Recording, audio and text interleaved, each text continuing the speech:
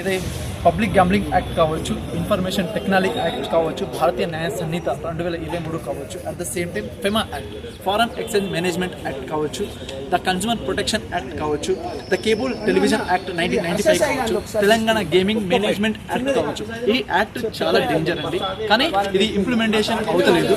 దీని ప్రకారం ఏంటంటే ప్రతిరోజు ఇక్కడ ద కన్స్యూమర్ ప్రొటెక్షన్ యాక్ట్ ప్రకారం ఫైన్ 10 నుంచి 20 lakhs వరకు ఫైన్ ఉంటుంది. అట్ ద సేమ్ టైం భారతీయ న్యాయ సంహిత క్రిమినల్ కాన్స్పిరసీ కానీ, చీటెడ్ కానీ, ఫ్రాడ్ కానీ ఇట్లా మిస్లీడింగ్ చేస్తే 7 years వరకు ఇంప్రిజన్మెంట్ కూడా ఉంది.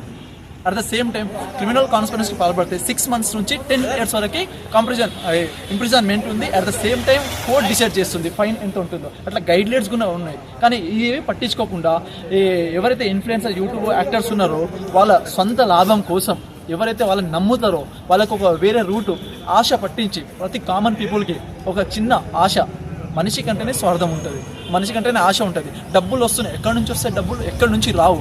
మీకు మిస్లీడింగ్ చేసి మీ పైన మీకు సమాధి కట్టడానికి వీళ్ళందరూ ఎవరైతే అరెస్ట్ అయ్యారో వీళ్ళందరూ చేస్తున్న ఒక నటన. కాబట్టి దయచేసి దీనికి దూరంగా ఉండదు, ఎందుకంటే మీరు ఇది చాలా డేంజర్. ఒకవేళ ఫెమా దగ్గర ఫారెన్ ఎక్స్చేంజ్ మేనేజ్మెంట్ యాక్ట్ ఉంటే అది చాలా క్రిటికల్గా ఉంటుంది. గ్యాంబ్లింగ్ యాక్ట్ పెడుతున్న వాళ్ళే కాదు, ఆడుతున్న వాళ్ళు కూడా నేరంగా పరిగణిస్తారు.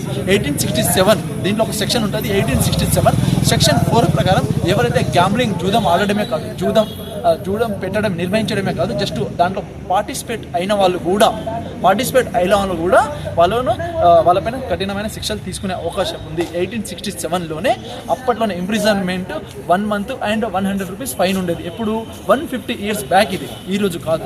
So recent Telangana gaming amendment act 2017 ప్రకారం ఫస్ట్ టైం, సెకండ్ టైం కొన్ని రూల్స్ ఉన్నాయి. కాబట్టి దీనికి అందరూ దూరంగా ఉండి మీరు చాలా హ్యాపీగా ఉండాలని కోరుకుంటున్నాం. Thank you.